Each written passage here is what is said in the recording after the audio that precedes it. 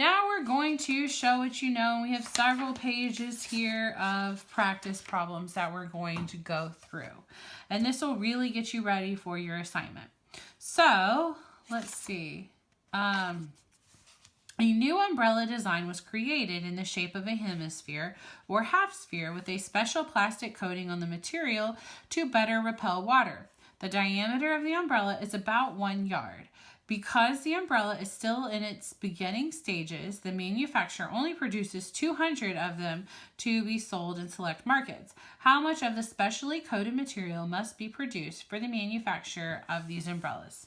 So again, we don't have a picture. The first thing I want to do is I want to sketch a picture, okay? And it's a hemisphere. This does not have to be perfect. That's good enough. The diameter is about 1 yard. So there we go. And we want to know, the surface area, right? Well, we know the surface area of a sphere is 4 pi r squared, but this is half a sphere. So all I'm going to do is I'm going to divide this by 2. Well, look at that. Those cancel out and that becomes a 2. So the surface area of a hemisphere is 2 pi r squared. So what is my radius? Well, my diameter is 1, so my radius is going to be 0.5. So 2 pi 0.5 squared, let's put that in our calculator. That gives me 1.57. So for each umbrella, I need approximately 1.57 yards squared of fabric. Well, the manufacturer wants to produce 200 of them, so now I just need to multiply this 1.57 times 200. And that would give us, whoops, not plus, times 200, 314. I need approximately 314 yards squared of the material. Now on to question 2. A tunnel through a mountain is in the shape of a half cylinder. The entrance of the tunnel is 40 feet wide as shown. The tunnel is 800 feet long. So I'm going to go ahead and kind of sketch that here. So I know that this is 800 feet. And the inside of the tunnel is lined with cement, which includes the arc of the tunnel and the road. What is the total surface area of the inside of the tunnel and the road that will be lined with cement? So this is really complicated. So we've got to look at this. There's going to be 2 parts to this. The first thing is I'm going to kind of sketch the road over here.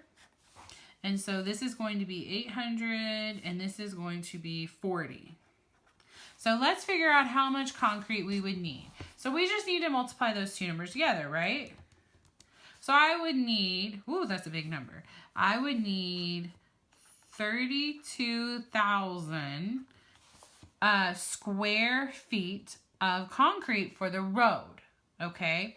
Now we need to figure out for the cylinder. And so this is just a surface area problem, but instead of doing the entire cylinder, we're gonna do half of the cylinder. And we're only gonna do the lateral. We can't do the total surface area because that would close in the opening of the tunnel.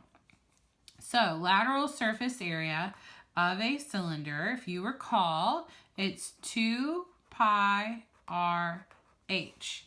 Well, I only need half of that because I'm only going to do half the cylinder, so I can divide that by 2, and look at that, my 2's go away.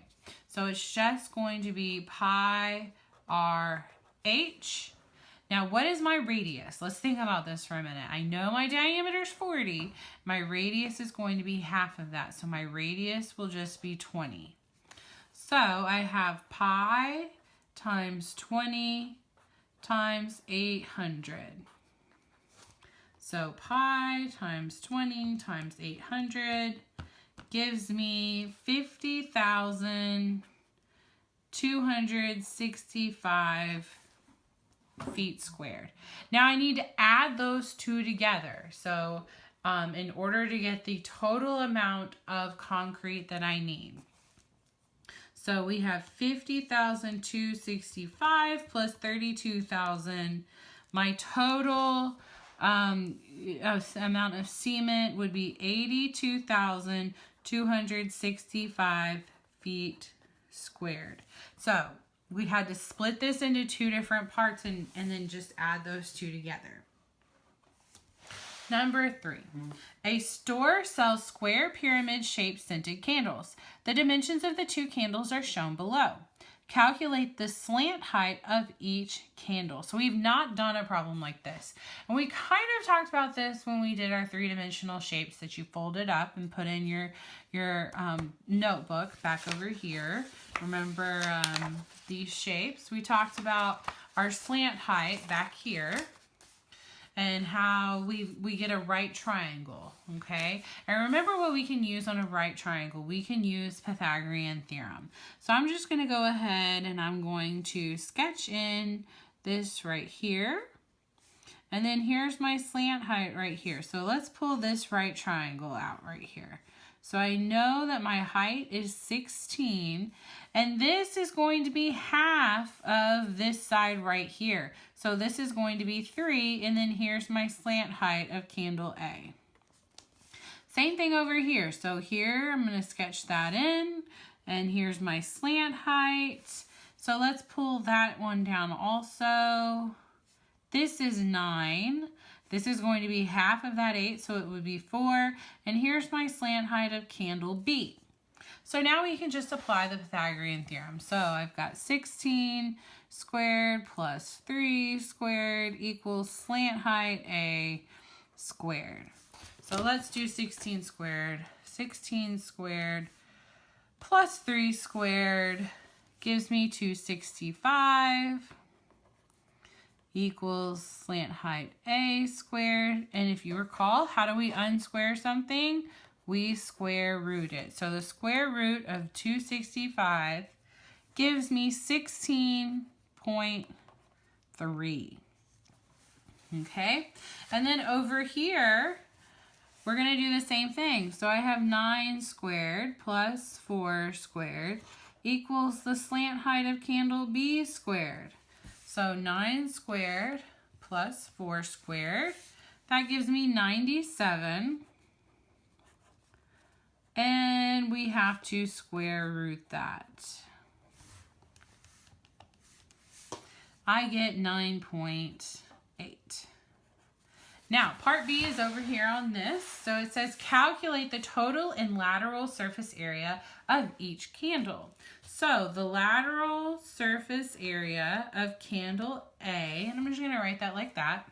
Remember our lateral surface area, it's going to be 1/2 perimeter of the base times the slant height.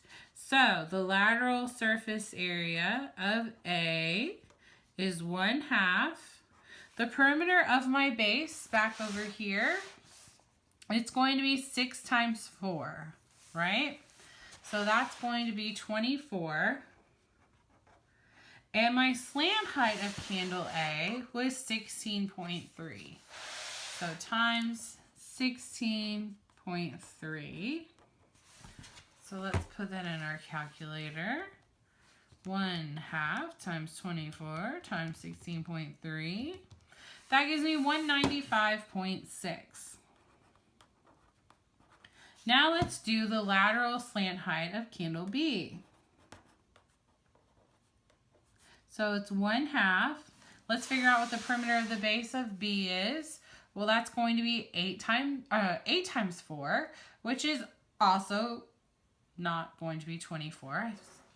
I had a little momentary brain issue. 8 times 4 is going to be 32. So it's going to be 32 times our slant height of A, which we figured out down here was 9.8. So we can just stick that in our calculator. 1/2 times 32 times 9.8. My lateral surface area of candle B is 156.8.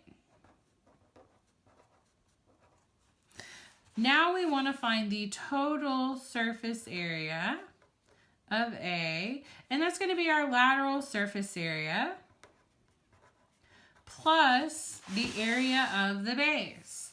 Well, it's going to be 6 times 6, so it's going to be 195.6 plus 36.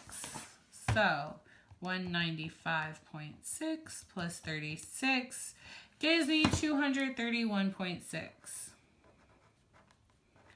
And my total surface area of candle B is going to be 156.8 plus the area of this base, which is going to be 8 times 8, which is 64.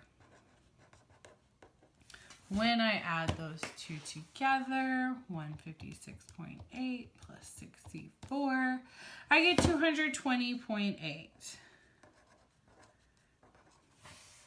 Okay. Number 4. A cylinder tube with a diameter of 18 inches will be painted on the outside and the ends. The length of the tube is 110 inches. What is the surface area, that will be painted? So it's going to be painted on the outside and the ends. So the first thing we're going to do, of course, is we're going to draw a little sketch, right? Just to get an idea of what we're dealing with. Tells me my diameter is 18 inches. So that means that my radius will be 9. And my length of my tube, just the same as the height, would be 110. Since we're going to paint the whole outside and both ends, we need total surface area. And if you recall, surface area of a cylinder, it's 2 pi r h plus 2 pi r squared. Now, a lot of students, when they get to this point, they just pick up their calculator and want to type stuff in. And that's fine if you know what you're doing. I prefer for you to write it down first, make sure you got it right, and then we can type it in. So, surface area, 2 pi, my radius is 9, my height is 110, plus 2 pi, again, my radius is 9 squared. Now we know we're good and we can just type this in. 2 pi times 9 times 110, whoops, plus 2 pi 9 squared. And I get 6,729 inches squared.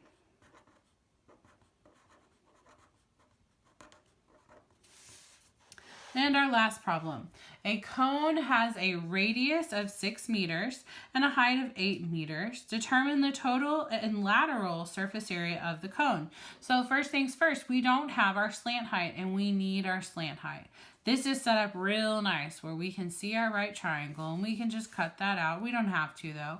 So we know to find our slant height, we're going to have 6 squared plus 8 squared equals my slant height squared.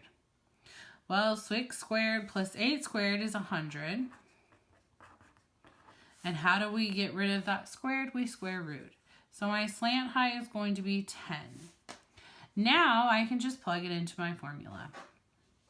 So we want to find the lateral surface area and the total surface area. So the lateral surface area is going to be pi r slant height. So our radius is 6 and our slant height is 10. So if we just put that into our calculator like so, we get 188.5. And remember, our total surface area is our lateral surface area plus our area of our base. Well, I know my lateral surface area. And then I need to find the area of my base and add those together. So 188.5 plus pi 6 squared gives me 301.6. And that would be meters squared for your total surface area.